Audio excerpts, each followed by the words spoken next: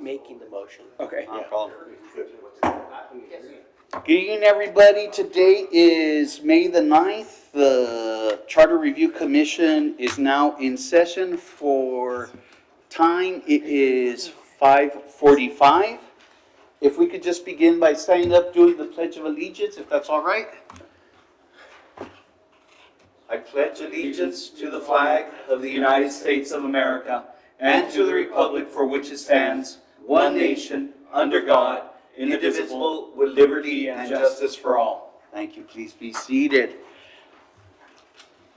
Mr. Caranco, you want to help us with roll call? You want to conduct it for us, or? Why don't I start off by saying I'm present? Excellent. Andrew Caranco, Present. present. Alfonso Ornelas, present. Henry Sauvigny, present. Jack Ryan present. For the record, Ms. Hale will not be able to join us. She has graduation. I make a motion that that we excuse her absence. So moved. We have a second from Mr. Chevalier, or was it Mr. Bayon? Mr. Chevalier, no discussion. Call for the vote. All in favor, say aye. Aye. All opposed? None opposed. Has everyone had a chance to review the minutes that were presented to us and sent through email? And if so, does anyone want to make a motion regarding our last minutes? I'd like to make a motion to approve the minutes of the meeting held on April 22nd. We have a motion by Andrew Caranco. Do we have a second? Second. Second from Henry Sauvigny. Any discussion? If no discussion, call for the vote. All in favor say aye. Aye. All opposed? None opposed. So those are accepted. Let's go to our next agenda item. Mr. Maldonado, has anyone signed up for any public comments? No, sir. All right. No. Are you sure? I see a gentleman in the gallery, but okay. No public comments, okay. Let's go to our next item, which would be item number 5. Discussion with possible action to amend the city charter articles, Section 101, Incorporated, Section 1.02, Form of Government, Section 1.03, Powers of the City, Section 104, Annexation, Section 105, Construction, Section 106, Intergovernmental Relations, Section 107, Notices of Claim. Yes, sir, Mr. Caranco. Mr. Chair, if I may, the city attorney, or the assistant city attorney, Daniel Walter, who is here with us, has very kindly prepared notes over the past week relating to our previous meetings, and I'd like to see if he'd be willing to go over these very quickly and make a couple comments to these notes to hear through that. Absolutely, I think that's an excellent idea. Mr. Walters, if you would, let us know what the city attorney's office is saying. Certainly, what I suggest we do is we have the my notes, and we have proposed language revisions based on the notes, and we hope congruent with the notes. That's part of what we can do today, as well as discuss, have more discussion on the issues that are outlined in the notes. The notes were really intended to as a checklist almost, and that's why it's a little bit of mix-mash between comments that were said, and so that we can kind of see what are the issues, who's thinking what, and then, oh, there's somebody against this. Well, let's hear that out, and that's what we play. And as we go along, I'll certainly have more to say.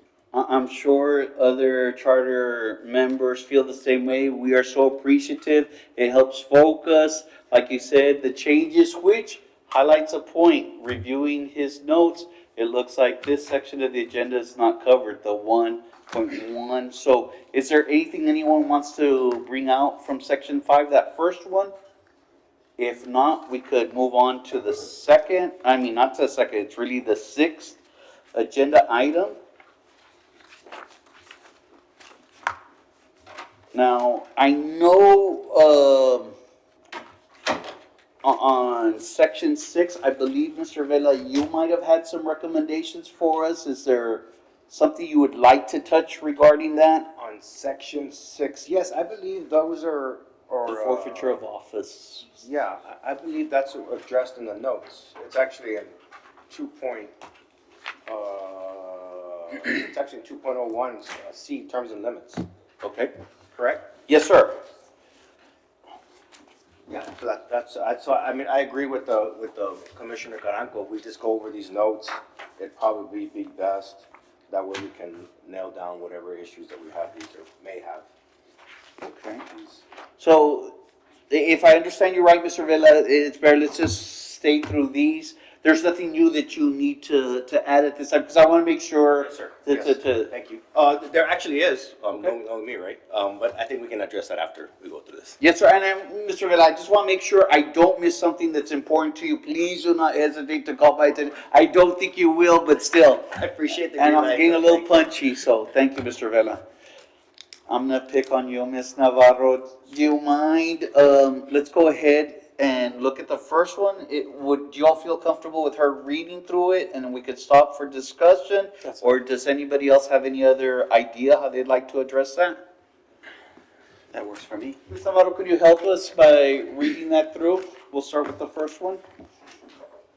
Okay, section 2.01, composition, qualifications, and terms. A composition, there is hereby created as the governing body of the city, a city council composed of a mayor and 8 council members. The city shall be divided into 8 districts, which shall be drawn by ordinance. The city council member shall be elected from each of these 8 districts.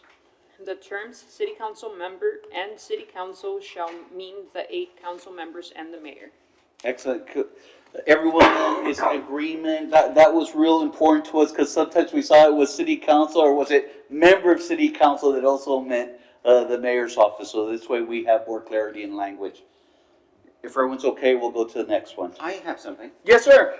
This may lead to a larger conversation. I don't know if we want to tackle it right now or get through the proposed changes first, but here is where it says that the city will be divided into 8 districts.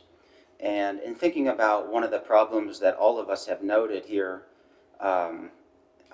as sitting on this committee, you know, sometimes very few persons are participating, right? And I'm wondering if revisiting this issue of the number of districts and the number of council persons might be worth our while as a discussion. So I think what I'd just like to put on the table, just by way of suggestion, just by way of starting a conversation, is keeping the number of council members the same at 8, but dividing the city into 4 districts instead of 8, and from each district, selecting 2 council members. Interesting. If I may share a little bit, Mr. Vela, I think what they're trying to do is maybe dispense, because sometimes you'll get one philosophy, they're not looking at the bigger picture, so this forces them to kind of be married to an adjacent or to however we want to come up with a bigger district. And I'm going to probably lean more towards you because you were there, Mr. Vela, so you understand dynamics like that, so maybe you could share some enlightenment for us. It's certain, thank you, Chairman. It's certainly a compromise in the things that we've talked about before in at-large districts, which has met some resistance in the past, and honestly, since our last meeting and the few conversations I've had, is likely to meet resistance again. Right. This is definitely a compromise, and you know, you're still able to basically get. You open up the pool, which is one of the things that we'd like to be able to accomplish, and also be able to get. This is a good and a bad thing, right? Like, let's say per se, you can get 2 people from with the now District 5 that would be essentially representing what is now District 4 and District 5, right? And you're getting them out of the District 5, which could be a good thing, could be a bad thing, but again, that's up to the people's discretion, that's according to how they vote. I think it's going to meet some resistance again, but it's certainly an easier sell. Easier sell because than it is. no at-large districts. Yes. The problem that we've had with at-large districts are familiar to us. We Yes. understand the arguments against them. Yes. We understand that in the past they've been proposed and failed. And if you think about it, I mean, how many times can you think of, and I'll lean in District 5 because, well, I mean, I represent District 5 and I think District 5 is, you know, holds a lot of qualified candidates to be able to hold office. Yeah. You know, whereas opposed to some other districts, maybe not so much. So you can pull more candidates out of those districts to be able to represent. District 6 too, Orly. There's nothing wrong with District 6. Oh, you're 5 now? Okay. See what I mean? That's exactly what I mean. You can approach, would you like to address, and we would love to hear from you. Absolutely. And state your name for the record so that all the world can Orlando see you. Navarro, concerned citizen. Thank you, Mr. Navarro. But, you know, I had the honor, I guess, of having to do redistricting for City of Laredo. Right. And so, there's certain dynamics that you have to look at. For example, the warehouse area, there's very few votes out there. The downtown area, very few votes. So it leaves us these pockets of 0 votes, but a lot of land. So what we had to do for, like, for example, District 7, we had to creep over to District 6. You know, down in South Laredo, District 8 downtown, we actually had to creep into District 4. So it would be a little difficult to do the bigger areas because of just because we're such a linear city, and it makes it difficult. So that there is some possibilities to that, but you also have like District 4 that's kind of landlocked. We gave them a little bit of land to the east at the time to kind of allow them to grow a little bit. And then District 6 is actually going to be pushed way out north, and then District 5 is going to start creeping into what was used to be District 6. Mr. Navarro, how does Commissioner's Court function? In what sense? How they break it up? Yeah, They just have have 4 districts? they have 4 districts. Yes, and it kind of, it spokes out like that. They kind of try to. They purposely spoke out from the center of the government. Yes. They purposely grow from the center. Theirs is purposely drawn so that the center of government is the county, is where the courthouse is, and then it draws out. I mean, you don't have to do that, but that's how they manage theirs. But there's just interesting dynamics to Laredo. I mean, but it isn't an option that you can do. One other option, one consideration was maybe the downtown area, giving all the city council a piece of the downtown area so that they all take ownership in the downtown. Because it's being left to one person, but the discussion is that downtown belongs to everybody. But when it comes to funding, they don't get it. So just what would happen was every election, the downtown area would vote, you know, for that person. But when that elected officials, working their area, they'd have their district plus a portion of the downtown area so that they can make sure that they also participate in redeveloping our downtown area. So that was another discussion that was had. That's a good point. But the county has to draw districts by population as well. In other words, the commissioners, the commissioners represent a similar number of people. I mean, that's the law, right? And if it emanates from downtown, then they're almost close to fulfilling the function you just finished stating, because Commissioners Courts draws its lines from the, if I'm not mistaken. No, from the downtown area. you're Yeah, right the on. other precincts, it depends on how, like, I think the concern you bring up is legitimate because, some people say that certain districts kind of overpower the council because they get a lot more votes out of there. So, you know, that's important to see. So if you were to group them together, then you get maybe a powerhouse. Well, the lines could be drawn in such a way as to be through those powerhouse centers and split them between more than one district. You'd have to be very careful on how you split it, but it's a population thing. So I believe we had to do 38,000 per district, so we had to make sure that, It's very within hard to 10 get that one point if that spoke is going to go to some. It is population related, but I don't think, you know. I don't mean to interrupt. I'm just going to mention names. No, just because they're making a record. So Henry Suade. So you're to hear me just say names. It's just so if they have to rebuild this, they know exactly who's speaking. Yes, Mr. Suade. Yeah, Mr. Navarro, you're right, it is population driven, it has to be, that's the law. But I would be very careful about talking about one district more powerful than another district. It has to do with voter turnout. Absolutely, yeah. And so what if we're not, you can't draw the lines on voter turnout. You have to draw it on population. That's correct. Yeah. That's correct. Now I'm gonna play, Alfonso Ernest, I'll play devil's advocate. I've seen in the county where they go, hey, my district produces 99% of the wealth. We have the business here, yet we're funding District 1 that has one rec center and one, and you're requesting that, and we wouldn't. So sometimes economics comes to play. And same thing, you had a power district where, hey, I have a lot of business. I respond to business owners. A business owner sometimes has a different rationale than, let's say, an employer will look at things different. You brought it up several times. You go, who would do this in a rational place? So you're gonna see some of those dynamics that come into play. Yeah, Chairman, so a couple of things. I mean, there's a couple of different ways you can do it. Is one, taking into consideration downtown and basically doing what you suggested is growing from the middle out. Obviously, we're a little bit, we're a little not very landlocked to the south side, but nothing that can't be dealt with. But, you know, as far as, you know, powerhouse districts, certainly there are some districts that command many more votes. But I mean, I can tell you as a council member, I've seen very, very strong, influential council members on this side of the table. And I've seen very strong ones on that side of the table. As a council member, you're not really taking into consideration how many votes each district has. I mean, as a council member, I always say this, the person, or the man or the woman makes the seat. You know, people would say the mayor is very weak.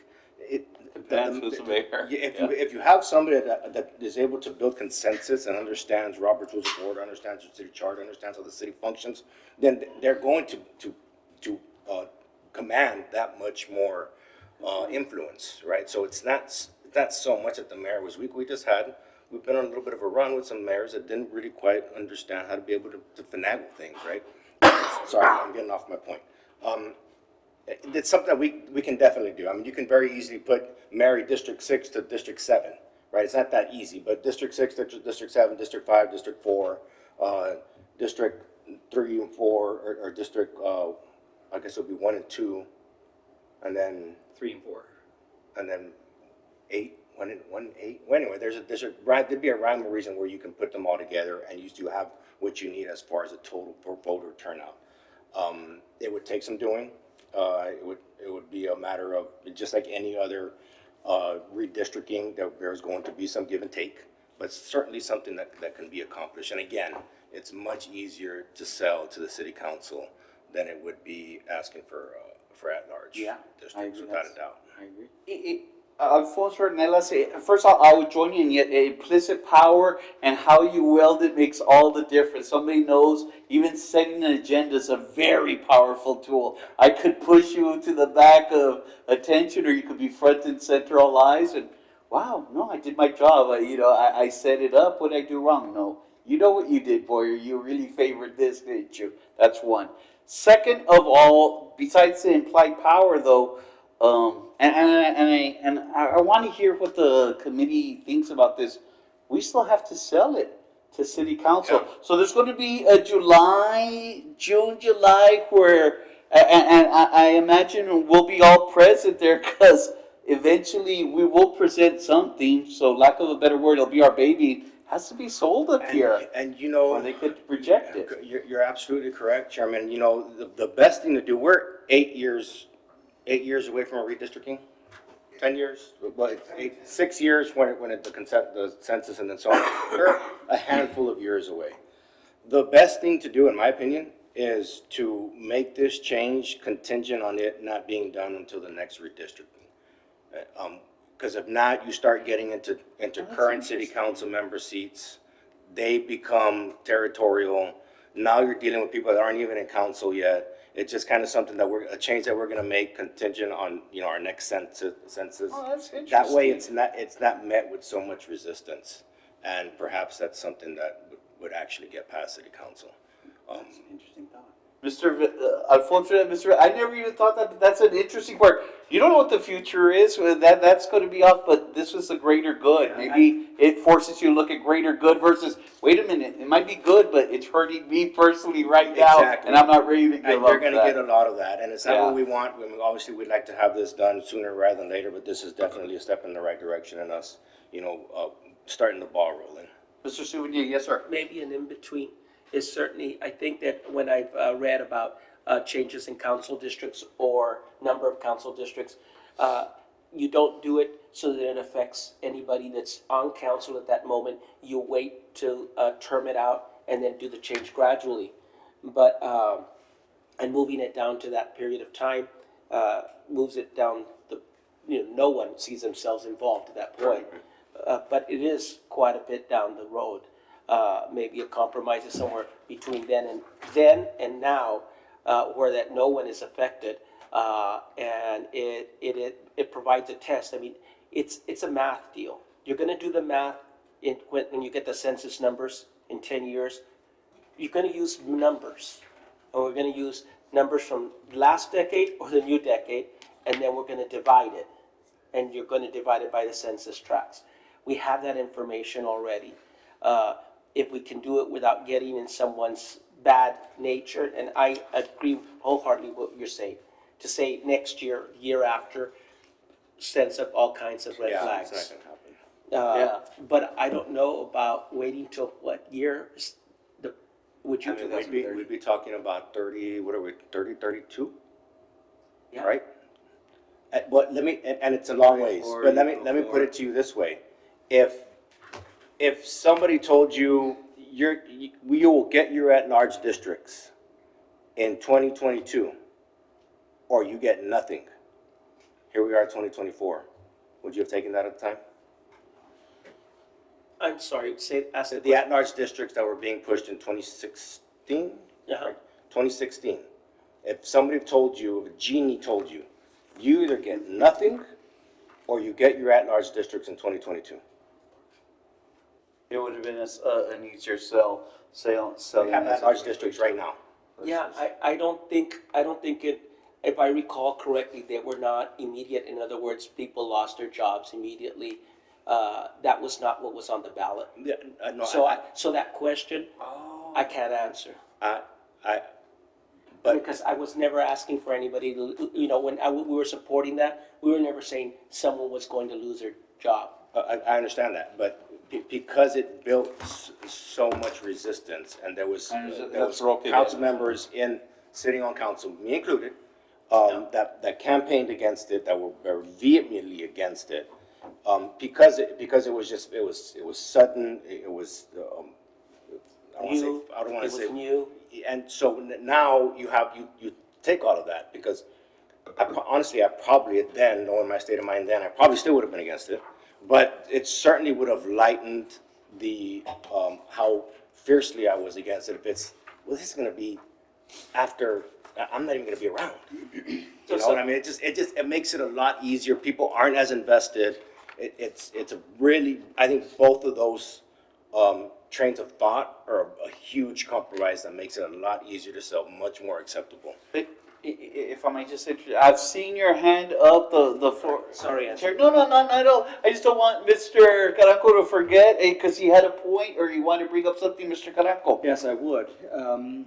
While I find the discussion about timing fascinating and interesting, I question our ability to actually enact or even go through with anything concerning the timing on this. I think the question is really,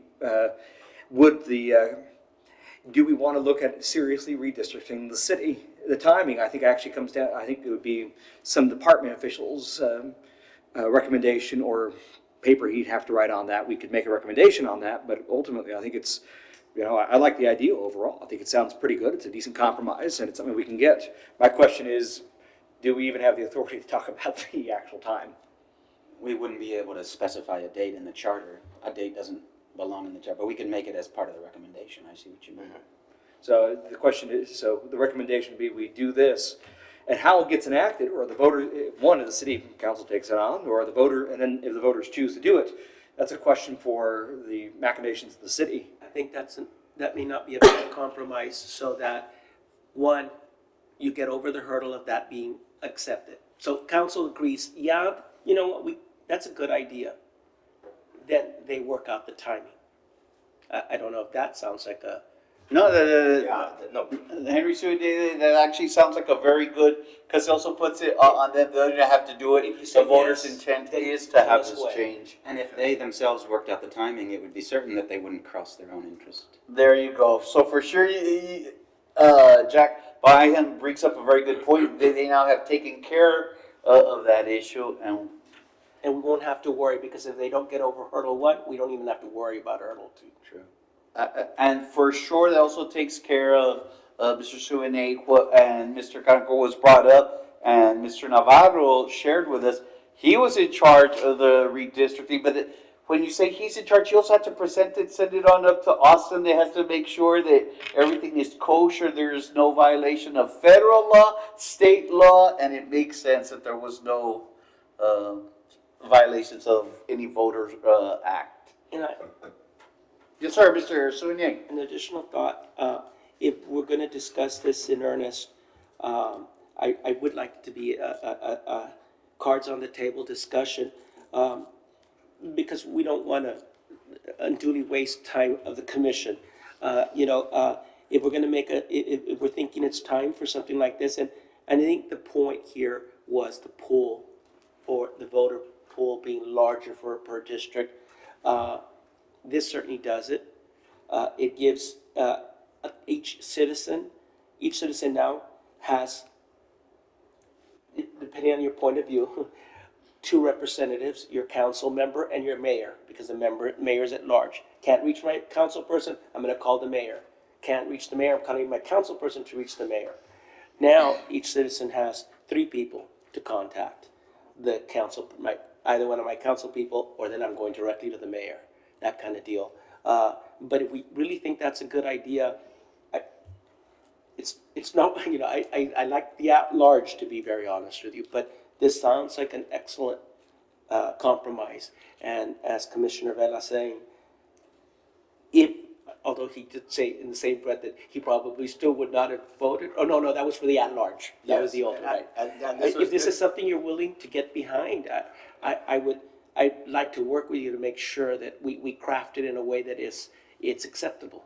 Could I join you, Mr. Suene? Because Mr. Vela, yeah, you've gotten respect from me for, oh yeah, I author, and now I see 100, and you'll embrace it, and I love that honesty. That's you. Oh yeah, maybe original Roque Vela would have nothing to do with that, but this is more seasoned, I've been through the trenches. I could see where this makes sense, and thank you for your sharing that. I think it adds a lot to the discussions and to the practicality. Because again, we're going to have to sell this. And if we're not here wasting time, because we're just going to be theoretical, there is a time we're going to have to politic and see that it bears fruit. Or all this was for nothing. It was wonderful evenings of discussion for memories only. And I hope it's not that. I know everyone's invested a lot of time in that.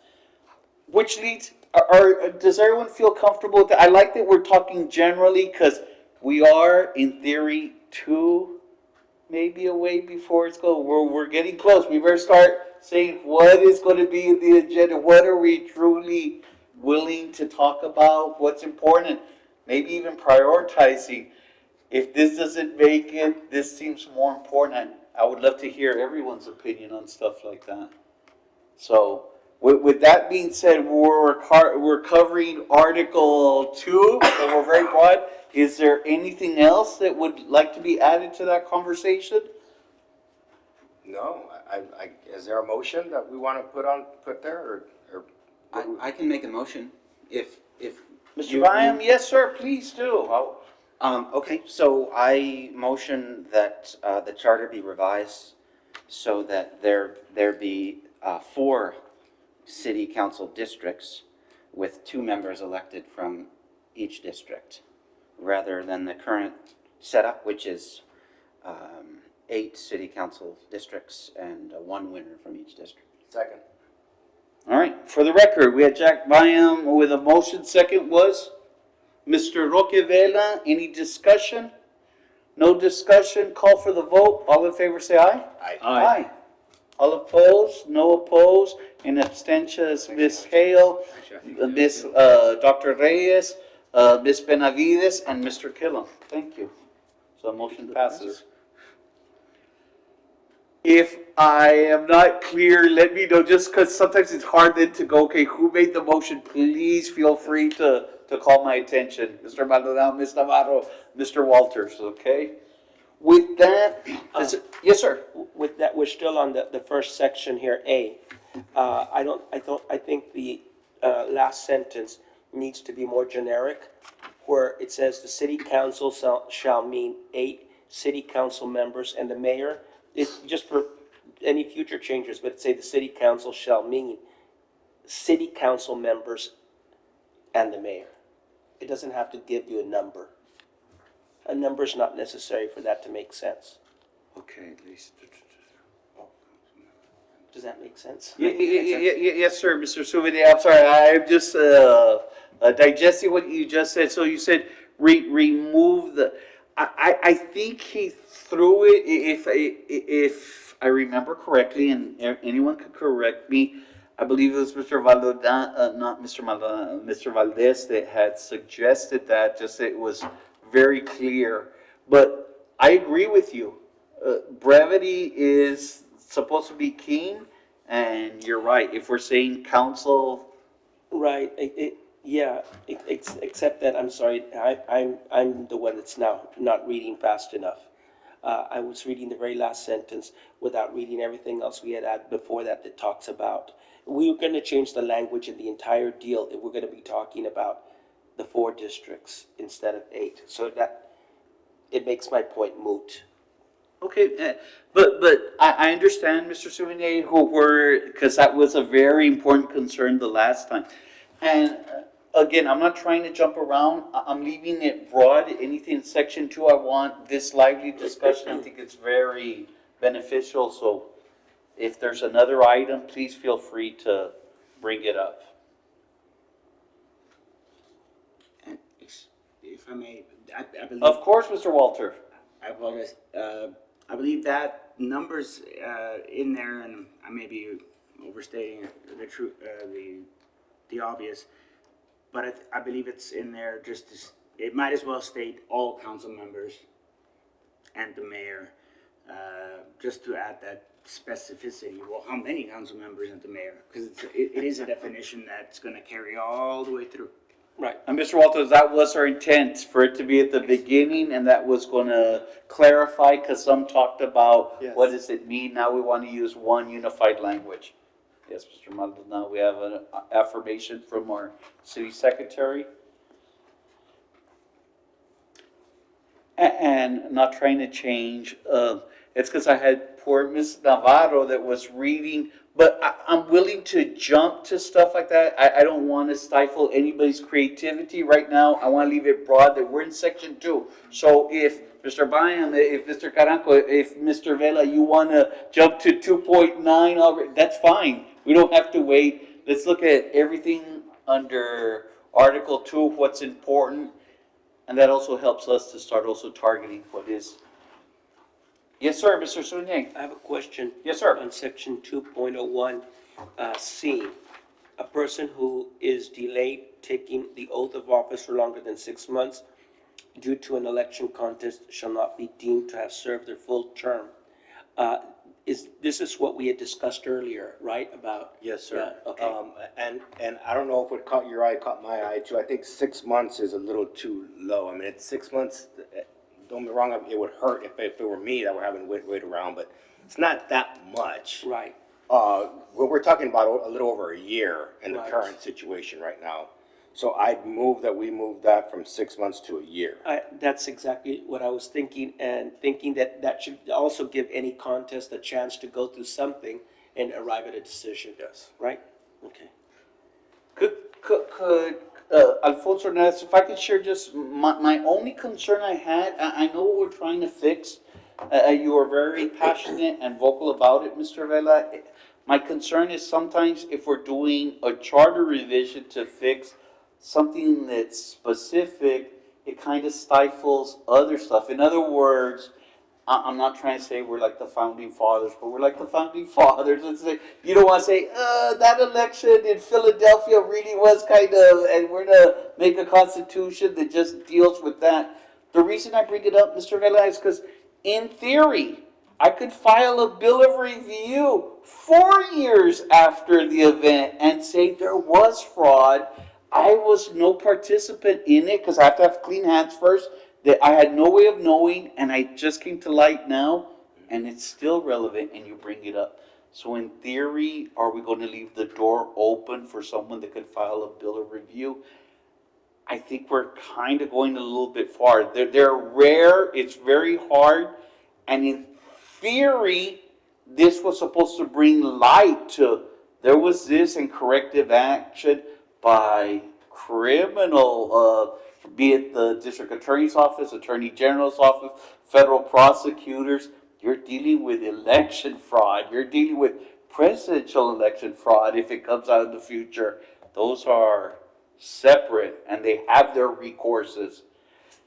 But do we still make a change like that, Mr. Vela? Well, I think that's the purpose of charter revision committees. It's a purpose of amendments to our, It is, to our it is. constitution as well. And I think that hypothetical example is a little bit of a reach. I mean, if it's been 4 years, then you just run for office again. I see what you're saying, but you know, you can't argue with the fact that there was a year of service that has been lost, and was wronged, illegally, cheated out of an office in a year, and this is our way of making sure that doesn't happen again. Again, Alfonso Ornelas, just plain devil advocate, absolutely wrong. There was a finding. That being said, you're now going to modify other stuff that had nothing to do with that. What do I mean? Now, if we do make certain changes, that limit's not going to apply. Does it apply then? Like, do we just give back the missing time? Do we say, no, you're now going to have a third term with 3 years? Or how do you think it'll be made equal? Like, if you're trying to compensate back, how do you go back and right that wrong? And then You're asking do me. we lose the baby in the You're bathwater? asking me to try to right some future wrongs. I mean, Because I'm gonna join you. If it's wrong, it's wrong, and that's horrible. I don't Yeah. wish it on anyone. It would be horrible had it happened to me. You know, okay, I had 2 term limits. You know, but in my first term, I really had 75% of one. So now let's make it right Yeah, for Boyer I mean, and make this change. there's reasons why we went from a solid, you get 2 terms, which is Yes, sir. 8 years, to now there's a loophole that you get 10 years if you win, depending on how many months you have in that first term, right? So Yes. here we are again, trying to right a wrong and fix a situation that happened. And again, that's the purpose of charter revision committees. At some point, and mind you, this still has to go through council, which it more than likely will, and it still has to be vetted by the people of Laredo as well, which. Yes, I and think then it more than the likely will. ultimate judge is still downstream. And that's the difference between, you know, our forefathers and Yeah. our system that we have now. It still has to go through the due process. So, yeah, I'm very comfortable with this, except for changing it from 6 months to 1 year, because I think 6 months is a bit of a reach. But other than that, I'm very comfortable with this. Yes, sir, Mr. Souvigny, I saw your hand up. Yes, sir. What was in red is the proposed change, right? Yes, sir. It's not as if this had been there before with Yes, sir. another date on it. Correct. And so, yeah, I read it that way. I read it as what you had proposed. Oh, yeah, no, So, yeah, this is what- Yeah, so I read what you read, but what jumped out at you, now the second time jumped out at me. Yeah, the second- And so I'm glad you were of the same mind on this one. Yes, sir. I would agree that moving that to 12 months would give anybody at that moment that's undergoing any kind of question about or litigating anything, you have the 12-month period. If it goes beyond the 12th month, yeah, then we're in another we're in another twilight zone. But at that point, but we do say here, you have 12 months, if they have not, if they've delayed the taking the oath of office, which I think is the key point there, denied being able to sit and represent the district for more than 12 months, then you don't say they served a term because somebody else served the term for them. Right. I think that's logical. Correct. And remember, gentlemen, the reason we were specific with the due to an election contest is because we didn't want it to be too broad. Right? We wanted it to be specific to the situation at hand that we have right now. You know, and this takes out the recounts and all that other stuff, because that, as we all know, you know, handles itself within a month or so. This is a completely different scenario where there was literally election fraud, you know, and because of that, it creeped into, went from a handful of months into, you know, 14, 15 months. Alfonso Hernandez, if I could just share in this comment, does everyone know this was put on the fast track? I know it doesn't feel like that in the real world, but in the attorney world, this was very fast. The Fourth Court of Appeal was instructed, put this immediate. They waived discovery to it's 30 days, and this is, so in theory, a normal one can take longer and could have. So that could wind up also being in there. Hence, our frustration with government. Yes. That being said, there's a lot of things that I don't know. Yeah. I agreed also with your comment. You said then that's another Mondo Bizarro world, and it could. And then again, we're not here to fix everything. There could be an asteroid that could hit us, and we're not going to put something there. Yes. So And we're also, not gonna deal with all and this. that also speaks, Chairman, to how, frankly, how obvious the fraud that was committed was, for them to take a look at this and like, we need to fix this and we need to fix this fast. And I agree with you. 13, 14 months is lightning fast for anything, anything having to do with law. And so for it to have been dealt with this quickly just tells us just how gross, you know, the fractions were that were happening without us, you know, under our noses. And it behooves us, I think, to you know, again, right or wrong, and make sure this doesn't happen again, as much as we can make sure anyway. Alfonso, can I just share one thing else with it? That was the civil remedy. What do I mean by that? Now I could tell, and maybe you feel the same way, or maybe you don't, Mr. Vela, you've run for office. I've run for office. You don't play with that, because there's criminal ramifications. You could go away for a very, very long time. Is it worth it for that one vote that you could go to a federal university for a number of years? In my book, no. Spending campaigning, do not engage in anything like that, because the return does not justify it. And I think that has a lot to do with a lot. Criminal law controls, or let's use traffic law, because we drive the speed limit because we don't want a ticket. We don't even want to go down those roads. We don't want to be pulled over. That's what's supposed to control our behavior, right? We don't want the bad ramifications.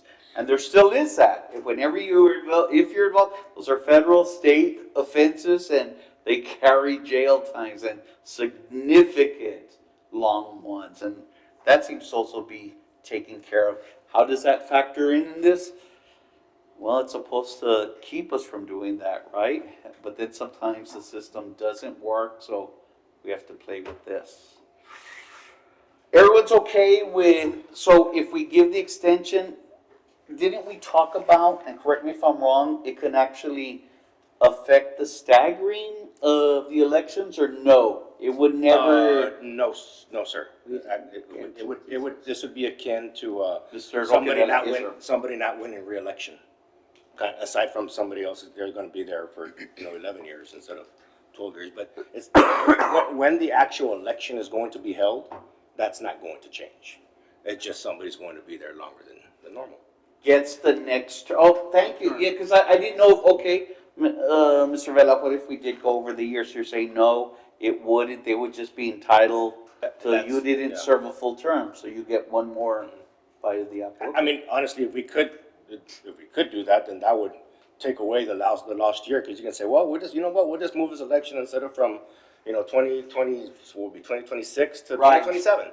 But that Right, would right. completely, you know, blow everything up. Yeah, that's So- why that was in the table. So that being said, I move that we change the cutoff date from 6 months to 12 months. Second. We have a motion by Roque Vela, we have a second by Andrew Caranco. We have, any discussion? If not, call for the vote. All in favor, say aye. Aye. All opposed? We don't have an opposition for the record. Dr. Reyes is an abstention.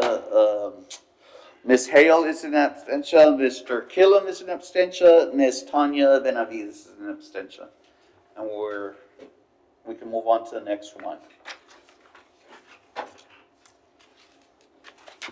I'm gonna have to ask someone to remind me about the discussion around section 2.03, 2.03. Yes, sir. Henry the Souvenir. red part on the page 2, the very top. Oh, okay.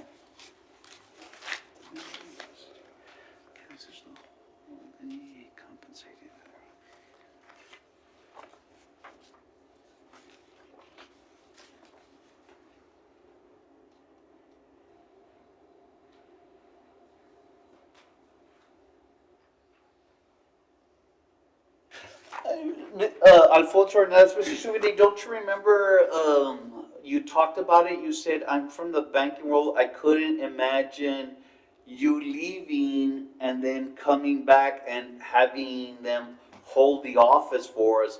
And that was part of the discussion. I remember I brought, I know there has been in the past other agreements where people did work for the city and said, okay, we're gonna leave, but I have the right to return back, and there's prior agreements that have been entered into. Leave of absence, I certainly understand, that exists in the private sector as well. But it was like This an is a leave 8-year. of absence to run for office for the very organization I'm working for, and then I can return to the very organization I'm working for after I've served my term.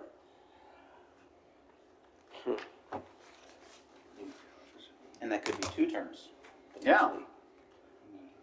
I know, Alfonso Hernandez, I did say to you, Mr. Souvenir, because you used back, I go, if you did good legislation for the banking, I'm sure the door would be open, Yeah. but meaning that, but I think that's what you're trying to adjust, saying, it's kind of awkward or puts you in a, you're trying to say what, how do we say it, Mr. Souvenir? And I don't want to put words into your mouth if there wasn't, but weren't you trying to make sure there wasn't kind of a sense of self-dealing? Or what Yeah. were you trying to make sure? There are no guarantees when you take a next step in your career. And running for office is a next step. It's another career. It's not a job. It should be running for office. Again, there's some of us that have been out there that see people that take, yes, we have some elected officials that it's turned into their job. And they're just reelected and reelected and reelected. But I think for the most part, I think we do believe that it's not it's a public service. Yes. Okay. But I don't want to lose my job. So I found an organization that'll guarantee my return to my job Yes. for me taking a risk at moving to the next step. Yes. There's just, that doesn't, it should be possible to return. There should be no guarantee about returning. I think, if I Okay, may. Vela? Yes, sir. Mr. Chairman. And again, I'm just saying the name just to make sure, so I don't mean to interrupt you. Yes, sir, Mr. Vela. I think the motion that we made is misrepresented here. I think we're all in agreement that if you're, working in utilities and you run for city council, that you should not be able to be a city council member and be working at utilities at the same time. Right? I mean, 'cause No, that's how I read this right now. This was that you're entitled to return back. In other words, what if I am a police officer, Mr. Vela, and I said, okay, I'm gonna take a leave of absence because I'm gonna become a city councilman. I get a letter from the Attorney General saying, you know what, Or not the attorney general, the city attorney's office going, yeah, yes, that's fine, and you will have your job when you come back. You didn't really leave, or we'll give you the time. I finish my term and I go back to. Well, yeah, I agree with that, and that's okay. You Okay. serve and then you go back. But this is saying you can do both. This is the way I read it. So If it is, the I mayor looked at it or city different. I thought council we were member trying held to. a city office or city employment immediately prior to election as a mayor or city council member, then he or she may return to her city office or city employment after the expiration date. And I think that's what they, After the expiration of the term. Yes. I think it- But once they're done. Yeah, But I think that's certainly the intent. I see what you mean. the sound, the wording of this is a position related. it is? It sounds, it can be position related. I'm not going to begrudge, Tom, Black, who is, decided he serves in the planning department and gets, yeah, I think I could be a council district member. I like council. That's not who I'm begrudging. That's not who's gonna take it. And it's the planning director with, no points, the chief, the police, whatever, who says, sorry, who says, I'm gonna now run for city council, and when I come back, I'm gonna be planning director still. Well, okay, I see. And That's the way I read it. Yeah. That's not how it reads, but I know this is exactly how it sounds. and that's what I, And could I give you clarification? Alfonso, that's the key word there is may. Not, it's aspirational, not mandatory.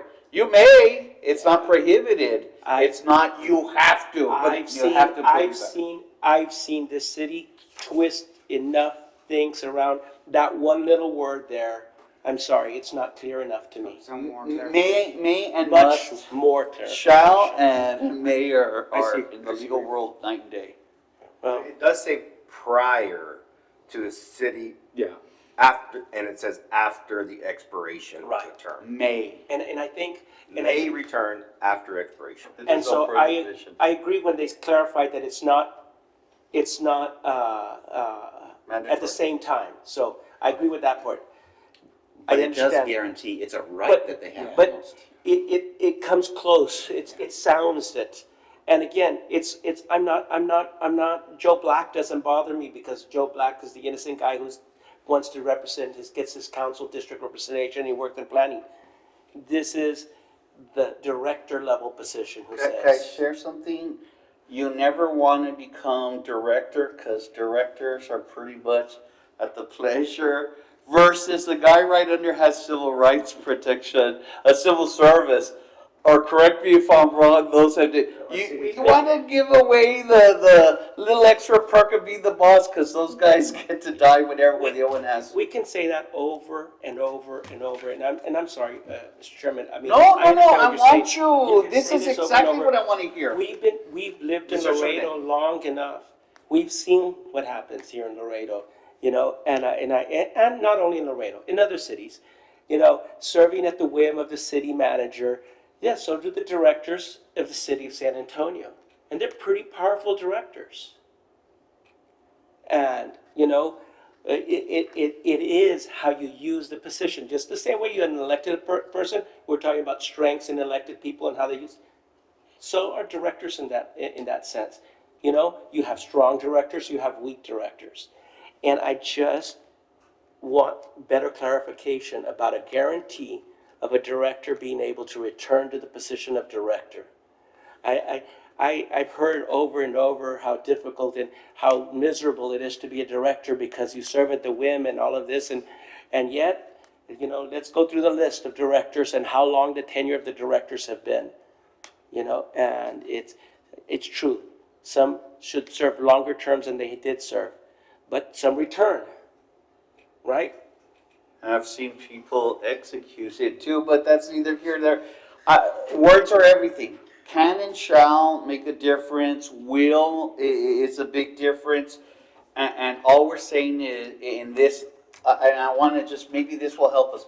What's the evil we're trying to avoid? What are we trying to fix with this? that this not be interpreted, Alfonso Ordelas and now Henry Suede. Yes, sir. that this not be interpreted as a. Mandatory. As a return to a guaranteed job. And I know the word guarantee is there, it's not there, et cetera. I can read, I see what's written, Mr. Chair. but Yes, sir, Mr. Caranco, I'm so sorry, and Mr. Vela, please do that, because sometimes if I don't look in that direction, thank The you, Mr. conversation's Caranco. engaging, though, so the conversation's engaging, and I think Mr. Sabatier brings up an excellent point. I do believe that the point he's making, though, may be remedied by deleting the entirety of the first clause there. If the mayor or city council held a city office or employment, or any city employment before the election, I think if you delete that and essentially rephrase the clause as that no city council member or mayor will be prejudiced from holding city, some city employment after their term finishes. Essentially, Andrew Caranco, and if not, I'll give you the opposite of that, but I think Mr. Biden wants Your to. comment made me desire some clarification. This is this is in red, so it's proposed. Yes, sir. right? It's not in the original charter. That's not in the original, correct. So what were we thinking when we proposed this? Could I say, what we're trying to bring out, why you don't want to bring out that, or the reason it was included was, if you were an employee, you could still be one. If you weren't, let's remove that one. You're supposed to have a cool-off period, and correct me if I'm wrong, Mr. Baldonado, you cannot just leave office and immediately, I'm a lobbyist. It's like, hang on, Mr. Vela, you were just here. You cannot become a lobbyist. We have stuff right now that forces the 6 months. You have to wait and then make sure you put in with the city. Unless I'm wrong, and Mr. Walters, maybe you could enlighten us. Do we want to add, it seems like a potential solution is to add an amount of time, perhaps, after which they could return, but then it wouldn't be a guarantee, in which case we wouldn't have to put it in the charter. They would just Jack roll Bond, by. and could I be the devil's advocate? The guy that gets hit by that, Alfonso Ordelas, is the small guy. Yeah. I can't afford to, I was in charge of audio visual. I was the guy that had to stay for these committee ones, and I became a councilman. But I have to feed my family. I cannot wait 6 months, and the job opening is still there. I want to return back is the. I think legal counsel had something to say. I think I interrupted you, I'm sorry. No, I don't, you didn't interrupt me, but my thoughts are, I guess, we craft the language in a way, I think we're all on the same page, correct me if I'm wrong. We don't want to guarantee, we want to say it's not a prohibition. If you serve, It's not a it's not a prohibition, prohibition that's for you correct. going back. That doesn't mean your job's going to be there waiting for you. Because we may have hired somebody from out of town already. Right. Fill that position. So now, and I do see how the word may, Uh-huh. even though it doesn't say shall, could be interpreted, and then the last thing we'd want, or last thing any drafter would want is for this to be interpreted, have to be interpreted by a judge or in court. Right. And then where it's just a mess. So I see But- the clarification. Okay, but if their job may be filled in the time they're gone, why do we even have to mention their return? Because we were saying, because it may discourage them from applying for the job, for applying for an elected position, Yes. but we're not guaranteeing that they can return. Right. So then, But- why, what? Well, he may be a fireman, Yeah. Daniel Walter. He may be a fireman, he may be a larger group of employees, not just this high position. We're thinking about these city secretary, maybe city attorney. We're thinking about the top echelon of the positions, but what if he's one of many? Yeah. I can't think of. And that he's entitled to come back to work versus there's a cool-off period. So what we wish to say is that holding the position of council member or mayor doesn't prohibit someone from reapplying for a job with the city. Correct. That's all we wish to say? Yes. Versus ex-councilmen cannot become lobbyists, they're supposed to wait for the cool-off period. A rule before like they- that. We're sort of Yes. not putting in a rule like that. That's correct. Yeah. And you're right, Mr. Sunay, maybe there isn't an opening and that vote left, but we're saying he can do it. He's not prohibited. Because I'm gonna flip it. There's a demand and we need Mr. Suvanay back. But no, he has to sit for 6 months because he was the city councilman and he cannot come back. And that's in not here. what I was saying either. No, I know, but I have to give the extreme, Mr. Suvanay, on the other side, just for consideration. Yeah, I like the way Mr. Byam worded it. I think his words were pretty close to target, right? I saw you nodding. I agree, yeah. Okay. Yes, sir. If everyone else, of course, agrees, this is your, I'd like to see the draft of that, and that'll be great. Thanks.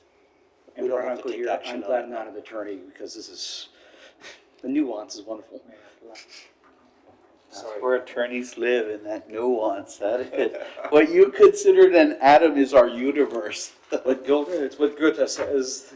He says that policy is gray, but my friend, the tree of life is green. Yes. Are we okay with it then? I hope it's the first time anyone quoted Goethe. I think you'll clarify the language and then we'll look at it again next time. Is that what the plan is? And I'm happy to join, as long as it stays aspirational, we want to stay away from mandatory. If the city attorney's office can help us with that drafting and maybe add a little more, I'll join, I would be happy to. And I'm even gonna put on record, Mr. Suvanay, I agree, I do not want this to be mandatory. That was never the intent, nor do we And I want to see didn't that take- come. And I didn't take it that way. No, but just to be clear, I want to be clear on my point. So I join you guys, and if we could help us with that aspirational language. It's easy to interpret this as that their old job will be guaranteed to them when they return, but that's not what we want to say. Correct. And we could visit any other subject too, if y'all want to bring up another item. You can seize forfeitures. On a minimum of 6. Can I, Yes, sir, Mr. Suvanay. so now we're getting to 2.04. Yes, sir. That didn't exist before? Mr. Suvanay, remember it's a crime of moral turpitude, or, and that's for leaving us, so, I think our intent, and correct me if I'm wrong, was we're trying to put more teeth into, well, what is a crime of moral turpitude? What are we trying to address here? And I like, everyone's comment, but, so if you're indicted, yeah, okay, no, sorry. And the indictment is an accusation, not a conviction. Yeah. Yes, so, okay. Okay. And you could free things. I do not want to hinder that. I like that we're having these No, discussions. this is, Any, boy, Yes, sir, Mr. Caraco. I'm sorry, I don't live in this world. A criminal offense that relates to felony charges or parking tickets? In theory, parking are not supposed to be, because it's non-jail time. It only becomes jail time when you're in contempt of court, then the door gets open. But tickets are not supposed to be any jail time. It's failure to appear at court or failure to respond to, that's what could get people in trouble. So shouldn't we be more specific, like put levels to this, like maybe a Class A misdemeanor? And I know Class A is the highest, but what's the difference between Class A and Class B? Like, do we amount want of jail to time. reach to Class A? Class C is a parking ticket, right? Yes, sir, there you go. That's right, that's So- absolutely right. And Class B Class has B or above up to criminal 6 offense? months. The Class A, you're talking about, yeah. That way we don't, I mean, because you'll get some council members that are ruthless. If they find out a council member they don't like got a parking ticket, I can see this playing out in city council. I probably would have done it back in the day, to be honest with you. Again, I love the honesty, Mr. Vela. I mean, hey, if I found a weakness, I took advantage of it, trust me. Which made me influential, but also made me hate it. So anyway, Yeah, I think we need to put, class, B misdemeanor or above. Because if not, we leave the door open here. Okay. Class B. Okay.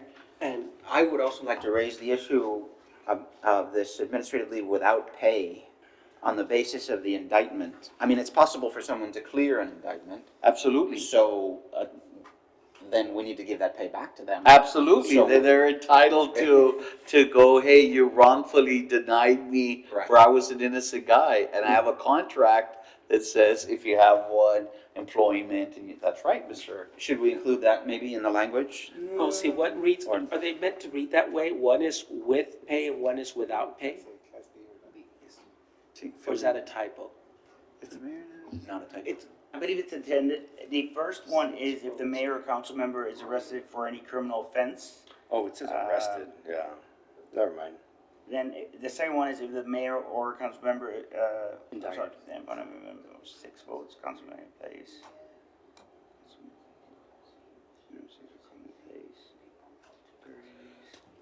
Yeah, the first one allows pay for 30 days, the other one kicks in after the 30 day, it looks like.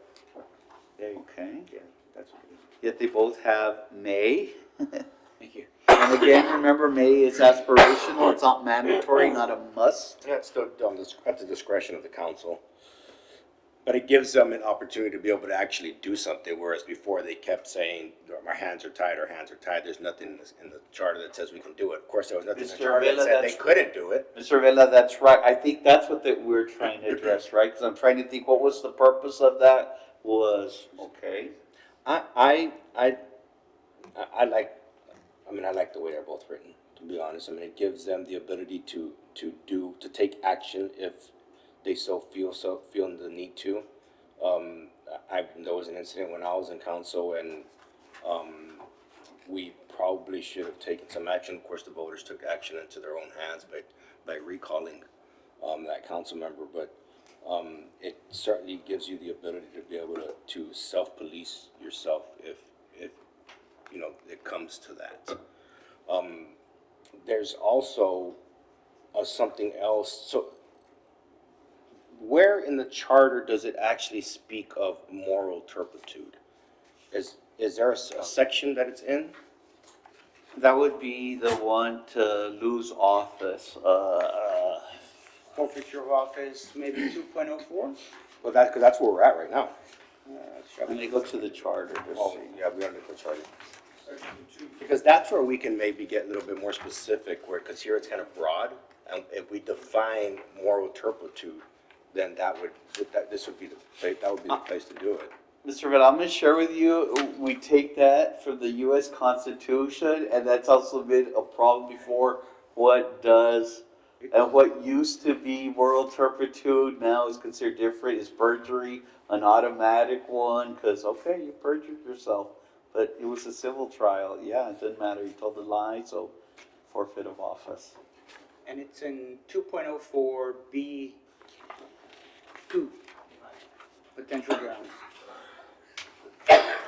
Mr. Walters, good eye from the city attorney's office.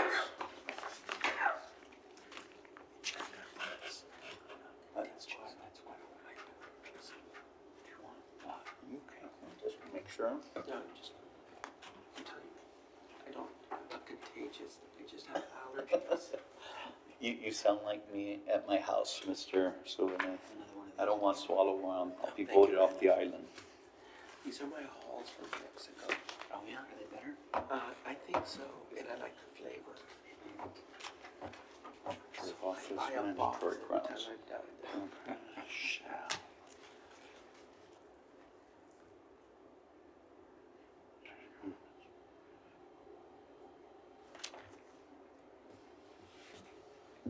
And I believe because of that vagueness, if I may, that Yes, sir, Mr. Walters. due to that vagueness or the vagueness of crime of moral turpitude and trying to figure out what that all is, under BE, this is part 2, under, this would be C, to clarify it, is why I put it in. So this would be forfeiture offers B, and then that would be C before filling of vacancies. Why does it say if convicted of any criminal offense other than a felony? I mean, that would The be, felony's already in the charter, so I think they were trying to, or, is it? yeah, It's in the first, yeah, It is? under one. yes. 1C. Like, that was automatic, that would for Yeah, sure, that's if you the- make that's it the to one that's felony, like, for all right. sure. Oh, if it's convicted, okay, I see it. Yeah. All right. Let me ask you a question, Mr. Walter. So going back to my time, we had a council member that was recalled. Is there anything keeping a council member that was recalled or otherwise removed from office from running for office again? Good question. I mean, not that they would, you wouldn't think they would, but Well, if I may, Andrew Carranco, the question is, can someone with a felony run for office? no, we can't. Yeah, so, No, you but can't. how about a Class A or B misdemeanor? Can you run for office? There's your gray area. Yes, I believe that is a misdemeanor, yes. I'll have to look at that, yeah. Well, yeah, we still have time so you can bring that back and we can answer those questions. Great observation. If they were recalled and or removed from office for any reason, and if they have a Class A misdemeanor. Or Class B for that matter, I guess, right? Well, what is it? A Class B is what? 6 months? 6 months? I think it's 6 months. Well, Boyer's not here to tell us. I know, he left. Actually, we have no quorum right now. But we don't, right? No. Correct. Oh, that's right. It's up to 6 months, and then the Class A is a year, A year. to a year. Thank you. We have a question for you. Yes, sir. Mr. Redford, can you tell us a little bit about the difference between Class A, B, C misdemeanors? The amount of jail time, and the more serious the offense, in theory, you get more jail time. So Class B, DWI, 0 to 6 months incarceration. They cannot pass 180 Assault, days. the Class A? It depends. Oh, do you use a deadly weapon? Felony 2. Is this just domestic violence? That would be Class A, or it could be a felony. Depends. Did you obstruct a 911 call or choking? That would change it. So it's really the more serious the offense, or if you have a prior. Mr. Ornelas, is this your second DWI? It's on a Class B. You're not in the Class A range. It's your third time. Guess what? It's a felony now.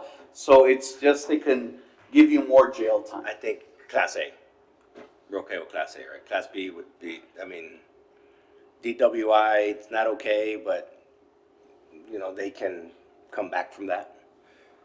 I think if we, Class A, you're chomping. You Yeah. want to be a felony. Yeah, you're you're right. close to You're- it. yeah, You're close About to to it. graduate, yeah, I agree. You're Class you're- B could just be a mistake, you know, and give somebody a chance to retire. And Class C is non-jail. Yeah, Class C. So yeah, that's what I think we're I- not trying to get. I may have had a Class C on the way over here. No. Or, Train did get me. or, like you said, I don't like you, and I put a safety code or something. That's right. So. Okay. Yeah, that's on the record, all right. Do we need to put that to a motion to let the record, to? I think that was just directive. Everybody's okay with that? Mr. Walter, right? Yes. Yes. They come back with something. Will do.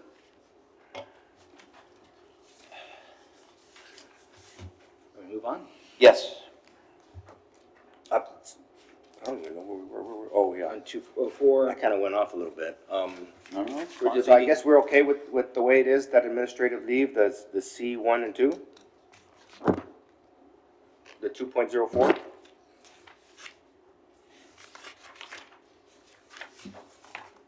what happens after the 30 days?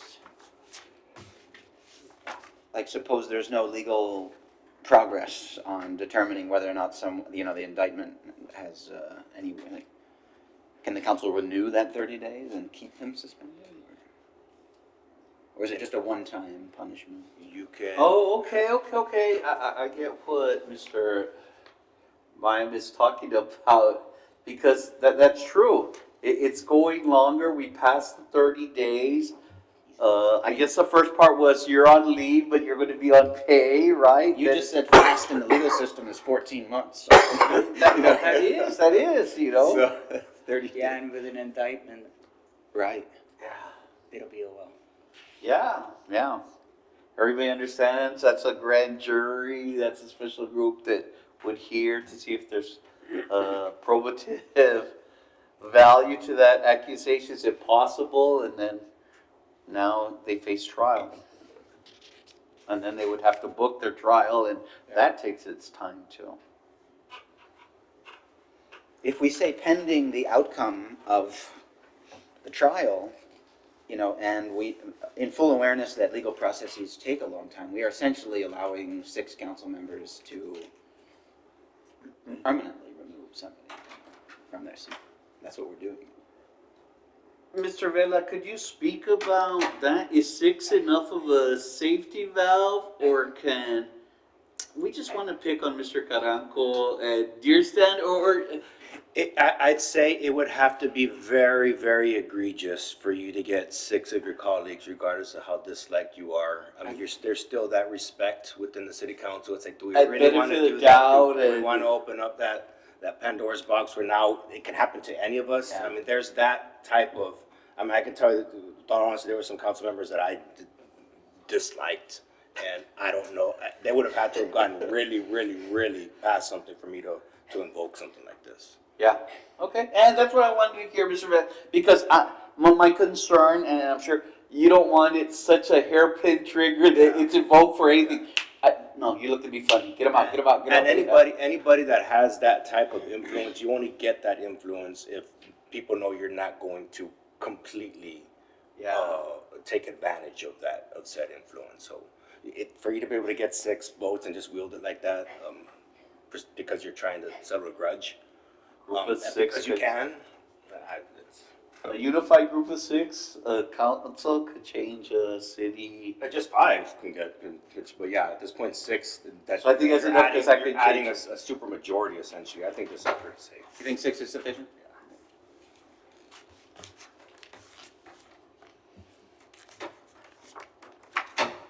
Well, should that be the case, shall we move on? Yes, sir. And again, we're here to serve. It's 7 o'clock and we're in section 2. The agenda is kind of long, but again, I like the discussion. I think this is going to help us when we are at that final. You know what? We talked about it. We're now of like minds, or you know what? You all don't agree with me, but for the record, you know where Boyer is going to stand with this. So, yes, sir, Mr. Carranco. If I may ask our staff a question, at this point in time, how many recommendations is this committee making to the council? And assuming the council takes our August recommendations to heart and approves all of them without question, how many would the voters have to read through?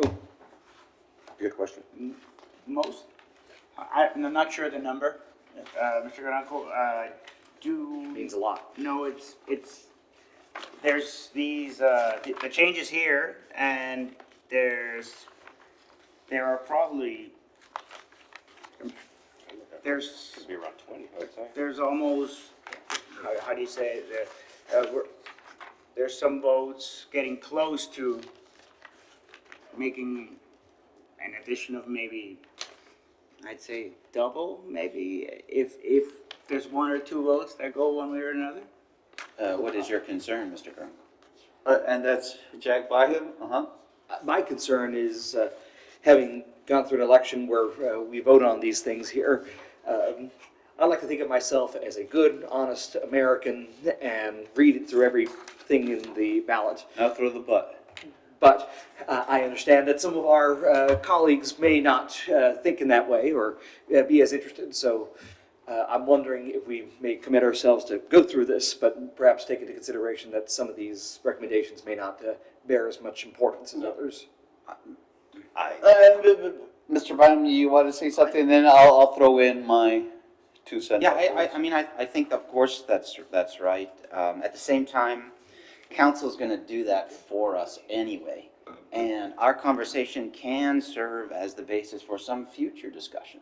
So anything that seems to us good to talk about, I think we should just put it on the table, even though we're not gonna get all our wish list granted, even though, because, I mean, council's gonna narrow it down and I'm of the same mindset. Throw it all at them, let them weed it out. let them think about the limits of the possible. Mr. with the Shivani, vote. then I'll I know throw we my, did that.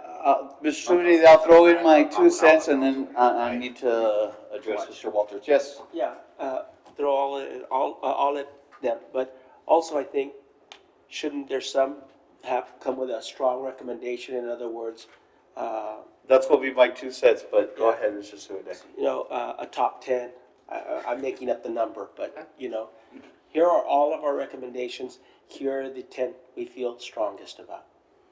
Okay. Well, I'll join you on that, and Alfonso Hernandez, I'm gonna join, or I thought that was gonna be the concern. The less number, the more you could keep people focused, but I understand the shotgun approach too, this is all good.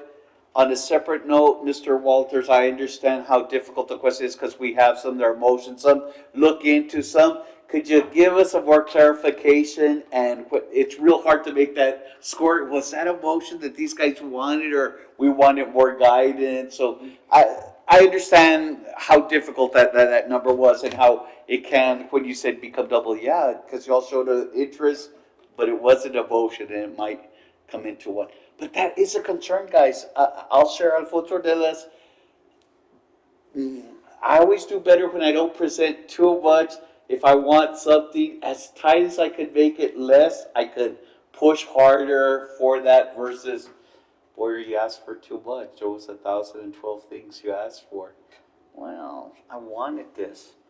So sometimes you're gonna hear me being very reluctant. It's not because I don't think that, it's just, if we are gonna make a change, I like, this is important. I want that bridge. That bridge is important. We can make that case when we present it to council, I think. I never looked at it like Mr. Souvenir brought out, but go, yeah, it's this, but these are, Our favorites. and then they're gonna turn and go, well, why'd you tell us all the other ones? Why'd you? No, I'm joking, but that is something for us to stay focused on. I'm glad you brought that up, Mr. Souvenir. That is that is something I would join. I like that idea. I'm really warming up to that. These are this, but these are the ones our committee really felt strong on. Could I ask something of all members? We will be there because each one of you has a special relationship with the people that appointed you. At the time comes, can we count on we're unified, that we're all going to be present? I would think that would be more of an impact even. Or how do you all feel about that when the time does come to This is sell? presented to council, Yeah, if I'm in town, I'm gonna be here. absolutely. That's wonderful. Good. And again, you all clearly have the respect of the people that appointed you. So I think that's also the time we've now given, please, I hope everybody is, so that it does get easier to sell. Hey, this is what I was trying to do. And I'm sure people who appointed you, it's even asking, what's the committee up to? Or maybe they will. So even in the future, I would ask you advocate for that. So that's excellent. That warms my heart. With that, we can keep on to the next items. I have a thought to throw out. Under, I don't know, is this section 3 or section 4? The red numbers are throwing me off. Okay. It says, under shall only vote in the case of a tie of council members. The next one, that's 3? Like right now, the way it is, it's 3? Oh, on the list, it's on the Yes. list there. Yes. Section 2.15? Section 2.15, yes, sir. And what number are you looking at? I think it's 3. It's 3 in black, so we'll go with that. 3 in black, yeah. Yeah, so shall have the veto power, and his or her veto shall be executed within the next 2 regularly scheduled council meetings and may be overridden by what is now 5, change it to 6 council members made at the same meeting as a veto. So one of the things that I always found counterproductive was council takes action, we take action, and then at the next meeting, the mayor would try to veto. And of course, it would come out on the agenda, we all knew, and at that time, we'd rally our votes, and we always overrode the veto. Why not make this to where the mayor can veto at that very city council member and/or one of the next city council meeting? And this is why I bring that up, because if I were mayor, as you guys know, I'm sure you know, very often, towards the end of the meetings, you start to see these chairs get empty. They got whatever they wanted to get passed, and then they leave, and then you're scrambling to get a quorum. What I would do as a mayor, to keep them more involved and to make sure they participated through those city council meetings, is whenever there was a certain item that I didn't agree with, I'd veto it right then and there. And there's only 5 of us here right now. He always You need does 6 it to veto. in the fourth quarter. My veto it wins automatically. Now that you start to keep those council members honest and engaged throughout the entire city council meeting. And you're giving the mayor, you are making the mayor wielding that much more power. Right. But he's the mayor, Right. How's that right? But he can't do that right now? No, because right now it's within the next 2 regular council meetings. I thought within included the existing. I would have, if I was a mayor, and I never told Pete this, but I always thought it, like, why don't you just do it right now, man? I would do it, and I'd say, I would make the argument, where does it say I can't? Right, but you're, and I'm sorry to interrupt you, Commissioner, but Henry Sue showing the power of how one little word, like at a prior example, throws things off, and an honest look at this, and I'm sorry, calling myself an honest person, but an honest read of this, in my opinion, says he has the ability to do it then and there. And you're telling me that the way it's been interpreted is that he does not, or she does not? No, Really? No. I thought it was incredible. Like, you're showing me your cards. Like, it made no sense to me. But I mean, then you go back to, you know what? The person makes that chair. If I were sitting in that chair, I'd be all over this. that's the difference between implicit power, one that knows how to wield it, go, yeah, no, there's still time on the clock. Tell me where I can. Tell me where I can do it. That's one of those. And here, it doesn't say you can't. No. But And this, they read it that it's gotta be within the next 2. and I got that assumption by simply living in 2 other cities where I saw the mayor veto at the same As it meeting. should be, yes. And Be I right thought- then and there. Now, the logic is you don't, because, well, it just passed, so, it's gonna pass again, right? But now especially when you go from 5 to 6, because something could have passed with just 5 votes, and now you veto it with 6, so that right then and there changes the game a little bit. But to my point is, the later it got, then the more, there was several times where I would bring items back, because the council member left, and I was, okay, I'm gonna sneak it by you, because you went home early. Yeah. This But would we, also, could just leave it like that and then let the mayors, fend for themselves. I think we should include language so that the mayor can do it at the very meeting. Yes, This would reduce the, yeah, I'm sorry. no, go ahead. You're saying that your reading of it means, your reading of this is telling you the mayor doesn't have that ability? It's not my reading of it. My reading of it says the mayor already has that ability, but Roque was saying, Commissioner Vela was saying that the way it's been interpreted. So in order to sort of counteract that interpretation, we could even make what's already there more explicit, so that that wrong interpretation couldn't be made And anymore. because they were not there at the time when this was being made, legal, I have a question of, legal, that's the legal advice you would have given reading this? That is a good question. How would you read it? I mean, There's- gosh, Well, shall be executed within the next 2, so it's Right within then the and next there, 2, right? right?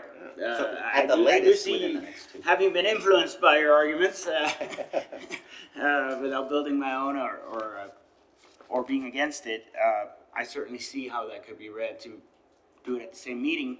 However, it's not very clear. There again. but I'm asking for a legal opinion. I'll say yes. Could I join for that legal opinion? The law is everything that's not prohibited. And you're going, what is that? That's what the states go. If it's not written over there federally, it belongs to me. Right. So now let's go back to Mr. Vela. If you are strong, Mayor, everything that's not prohibited does belong to me, and I'm gonna claim it.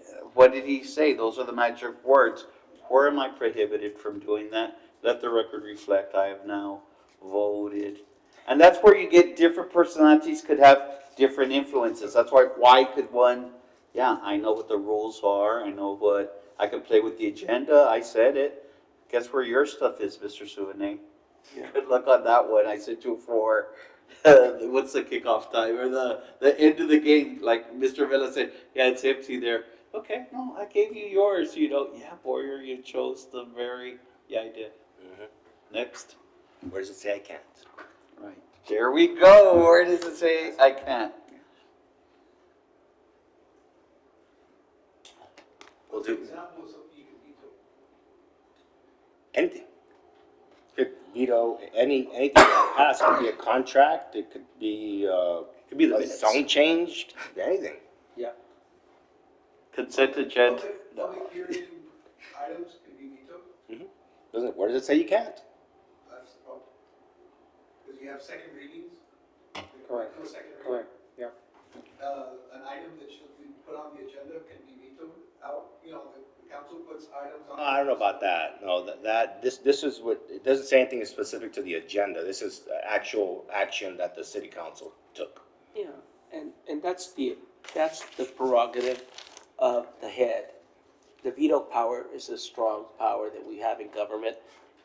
We sometimes don't like the way it's used. I don't suggest taking it away or reducing it. In fact, the veto power is there, and so then the body shows the strength in numbers. But the veto power is there for a reason, and that's because we elected the head. And if the head says, yeah, I've heard all the arguments, it's just wrong, I'm vetoing it. It's it. Well, I mean, we can. Yes, sir, Mr. Sorry. Carranza. No. That's all right. In the interest of time here, because I think we all generally agree that we want to make sure the language is improved and cleared upon, and this should be absolutely enacted, and whether legal says so or not, or whatever the prevailing powers are, can we direct legal to write language or clarify that language to make sure that they can veto at that meeting or up for the next 2 meetings beyond that? Yeah, I can. That's an excellent, Mr. Carranza. Well, that's right. We're actually looking at stuff. Why don't we do that so we can have some direction? I would suggest, the current meeting and or the next regular scheduling, or just the next meeting. It doesn't matter if it's regularly scheduled or not. Sure. Just the next meeting. That way you don't drag this too long. We're getting tight on time, all right. I think we've done quite a bit. Sorry, I like that. That council discussion was the most important thing we did tonight. Mission accomplished. I think so. Were you going to make that motion then, Andrew? Well, I think it's just a direction for legal, or do I need to make a motion? You don't have to, but I think you have everyone's support if I'm reading everyone right here. And we have no problem doing that, so that it's nice and clear. Sure, I make a motion that, this is Andrew Carranco, makes a motion that legal create language to show that on section 2.15, subsection 3, or future subsection 3, that the mayor shall be able to exercise his or her veto power at that meeting or within the next meeting. Second. We have a motion by Andrew Carranco, second by Jack Bynum. Any discussion? If no discussion, call for the vote. All in favor, say aye. Aye. All opposed? Opposed, the ayes have it.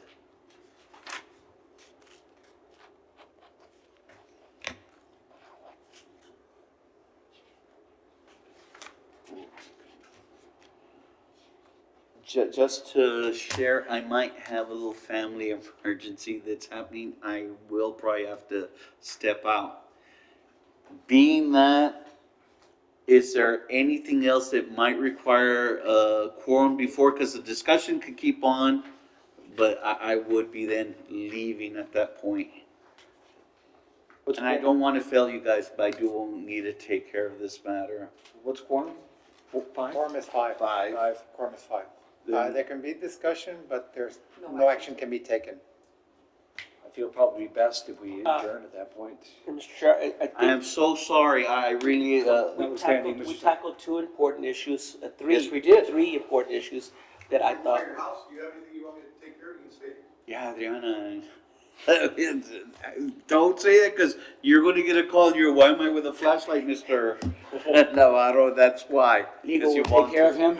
Yeah, thank you, Mr. Navarro, thank you so much and you know, it means a lot, we invite all the public to join us, and you have a lot of insight, sir. Well, one of the things I was wondering, are you posting these, comments on the website so you can kind of keep up with? Because I'm looking at the actual. Agenda versus. And I know the video's out there. I don't know if the minutes are out there. Do you post But those? they're available. They can be posted. Well, because I was looking at the charters. And then trying to follow along. But what you're talking about are the red lines that you had done. Yes, that we've asked for opinion or enlightenment. That's the only issue. And Mr. Navarro, if there's anything that's close to your heart, we can also take stuff out, and we welcome public comment if you needed to jump to something. I'll do that. Excellent, thank you. Say hi to your wife and family, Mr. Navarro. Thank you, sir, for joining us. Mr. Chair, if I, Yes, sir, Mr. Maldonado. before we adjourn, I just wanted to, make a recommendation to have a meeting next week. Okay. So we can get some dates also for next week, and we will also call the other, members, to see what date, we were hoping that we can get a meeting next week, and then a special meeting, and then the following, on the 21st, we do have a regular meeting scheduled on the 21st. Yeah. I'm traveling on the 21st. I wasn't, and now I am. So, I won't be here, but I can be here for next week's. So, yeah. Okay. Same. Same. I'm stuck here, I'm with the appraisal review, so I'll be here all week. Next We're week gonna is be good good for me friends. as well. Mr. Vela, how you looking? Excellent. Good, next week. Excellent. And Mr. Maldonado, and if we it can- sounds and we open. can- And if we can have a preference date for next week, with the, Thursday's a good day members for that me. are here. Thursday's a good day for me. 1 week from today. I want to leave it open, Mr. Maldonado, if you have others in mind, you can count on mine Monday through Friday, I'm good. Okay. Thursday. Thursday. Thursday, so we can post the meeting by tomorrow. Can I just bring up one Yes, one sir. item Yes, real sir. quick? Please do, Ju- please just, do, Mr. again, Vela. to leave everybody with something to think about and stir the pot a little bit more. And now that we have Mr. Maldonado here, but by the way, congratulations and welcome back. Thank you. Mr. Maldonado was on staff when I was in city council. Absolutely. Port Authority. Oh, yeah. I'm sorry? Port Authority. Oh, Port Authority. Port Authority. Largest inland port in North America, brings in, how $320 billion. many, the bridge system alone brings in what, 80 million? Bridge system, bringing in close to $80 million. $80 million a year. Again, I was fiercely against this when I was in city council, because I was like this, I wanted the money to stay in here, and I wanted to be able to have that, now on the outside looking in, think a little bit differently, and I don't know exactly how a port authority works. You can definitely give us a lot more insight on something like that, and maybe it's something that we want to entertain. I don't think it's gonna go anywhere, to be quite honest with you, but it's a step to it, because it's been talked about, been whispered about a lot within the business community, within the import-export. Actually, the business community has been shouting about, not whispering. So now you bring it to the forefront, put some, and I say this to all council members that are trying to get their feet wet and they don't really quite know how to maneuver situations, like, make your motion. You gotta, if you're not putting motions on the floor, if you're not putting pressure on the city council, you're never gonna accomplish what you wanna accomplish. Swing and miss, sometimes your motion's gonna pass, sometimes it's not, but you can't be afraid for your motion to fail. And my point is, it's kind of the same, let's put it in front of them, right? Let's say, hey, we're right here, you can't ignore it anymore, right? Similar to the at-large districts like it was 8 years ago. So Mr. Maldonado? How does something like that, tell us, and for me, more specifically, is how does that $80 million get affected when you bring in a Port Authority? I honestly, if I may, if I could bring some information for the next meeting, let me prepare some information for you next week. I could share with you, you're talking about creating its own, taxing entity. It would be its own, it can grow to that way. Yes. From law enforcement, it's its own Port Authority law enforcement that's self-funding.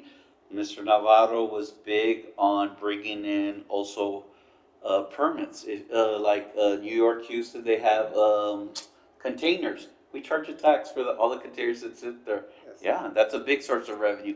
Why is that important? Didn't Mr. Vela said, yeah, we have these 18-wheelers that are chewing up streets and no one's, that's where that money comes from. That is, once you have a taxing entity that could do stuff like that, it's mandatory. It has to be spent in that area, and it's assigned for that. And it's fixing some of the problems where people say warehouses are huge incomes, 0 votes. So not necessarily represented, but big generators of money, huge generators. And also, on top of all the infrastructure and the money that we can take to make sure it's being invested, where that money is being come from. Protected, But yeah. also, we have 2 bridges in the downtown area. Correct. What's to stop those, some of that revenue from those 2 bridges to get reinvested into downtown as well? So you open up all these different possibilities. I don't think it's gonna go anywhere again, but we're starting the conversation and we're putting pressure and, Yes, sir, First Mr. of all, Caron. I hope I can illustrate my robust and enthusiastic support for such a maneuver. We can get that done. I would say that a Port Authority would probably affect our bond rating because a lot of those bonding companies look at that $80 million as a pretty good security for their revenue. That said, though, I think that it's high time we have a Port Authority here. yeah, good point, Mr. Chairman, good point. And then that's where it all comes in. How's that money gonna get divvied up? Those are revenue bonds that are issued specifically against the revenue from the bridge system. So obviously, that money, whatever money we need to be able to meet those revenues, and some, because they're so volatile. And those bonds are the ones that get the worst rating, because it's so volatile. You never know what's gonna happen. Something happens in Mexico and all of a sudden there's nothing, there's a global pandemic. So all, you have to take all of that into consideration, and then you have what's left, right? And then of course you need all of the M&O and to be able to run the bridge and all that other stuff, and then what's left. And that's where it all kind of comes together. So even if it's not a very detailed dissertation, a general comment, I know how the request, you'd say, well, I'll get back to you in 6 months. But, we just want a general feel, right? That's what we're asking for. I'd say, it's easy to say, don't get bogged down in the detail, Right. but it's easy to say, harder to do, but a picture is what we like. Does that make sense? Yes, so my motion is to give directive to Mr. Maldonado, who knows more than all of us put together about the bridge system, to bring back to bring back information on how port authorities work, so we can make an informed decision. Second. We have a motion At by, next week's meeting. Yes. we have a motion by Roque Vela. We have a second by Andrew Carranco. Any discussion? Just a question for Yes, sir, Mr. Maldonado. Ryan. Is that doable? Is 1 week enough time for you? I'll get information. We still also have the 21st. So Okay. whatever information I can gather for next week. And if I don't get everything, I'll bring it I know back he on can the get it. 21st. I've worked with him before. I know what he can do. I wouldn't have made it time certain if I didn't think he can do it.